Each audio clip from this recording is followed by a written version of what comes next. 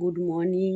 তো আজকে রোববার আর এখন বিছনা টিছনা তুলিনি, এখন এই যে বিছনা টিছনা তুলবো। সব বিছনা যে আমার পেছনে দেখো সব এলোমেলো হয়ে রয়েছে। এখন বিছনাটা তুলবো আর এইমাত্র বাইরে কাজ করে আসলাম। আর আজকে রোববার যেহেতু সারাদিন মানে আমাদেরও বাড়ি থাকবে, সারাদিন কি করি কি না করি তোমাদের শেয়ার করবো। আর ইচ্ছা আছে আজকে একটা ওর সাথে বদমাইশি করবো। তো দেখি সেটা সাকসেসফুল হয় নাকি, আর যতটা করব তোমাদেরকে শেয়ার করার চেষ্টা করব।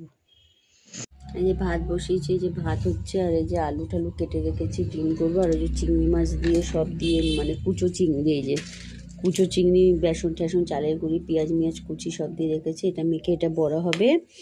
আর এই ডিমগুলো সিদ্ধ করেছি, ডিম কষা হবে। আর আজকে কিছু রান্না করব না। এই যে এখন এই যে বাসন মেজে ধুচ্ছি। আমার মেয়ে হচ্ছে শিবরাত্রি করবে, 4টে দিয়ে শিবরাত্রি করবে। আর হচ্ছে আজ বলছে মা রাত্রিবেলা রাত জাগতে হবে। ওর বান্ধবী বলেছে, পড়তে গেছিলো, তার বান্ধবী বলেছে রাত জাগতে, তাহলে বান্ধবীরা রাত জাগবে, বান্ধবীর বাড়িতে যে রাত জাগবি। আর ও এখন চান ঠান করবে।